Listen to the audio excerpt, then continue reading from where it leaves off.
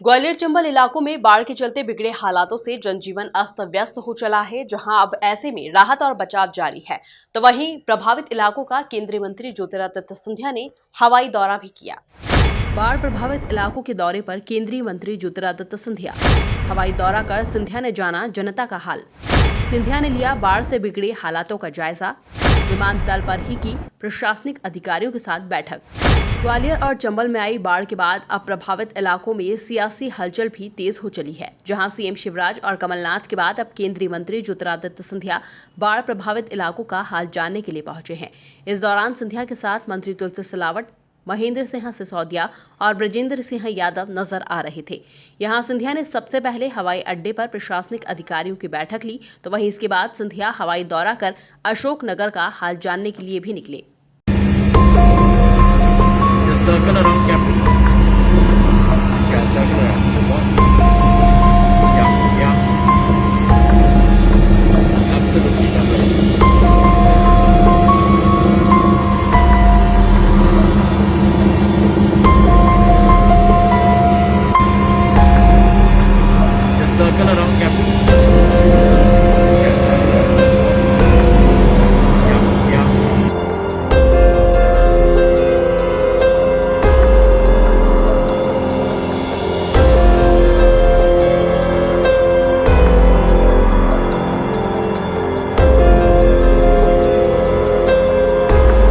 वहीं बाढ़ से बिगड़े हालातों को लेकर केंद्रीय मंत्री ज्योतिरादित्य सिंधिया ने क्या कुछ कहा, जरा आप खुद ही सुनिए। देखिए, जो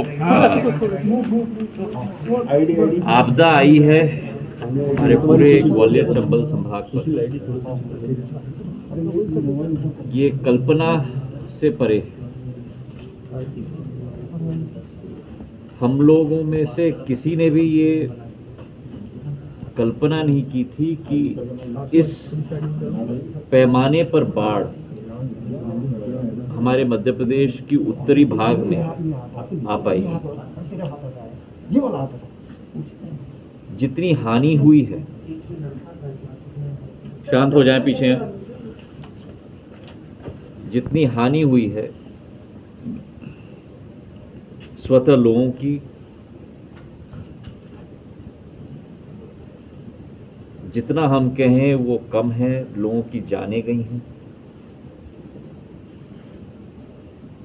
माल हानि हुई है, घर की हानि हुई है, फसल की हानि हुई है, पशु की हानि हुई है।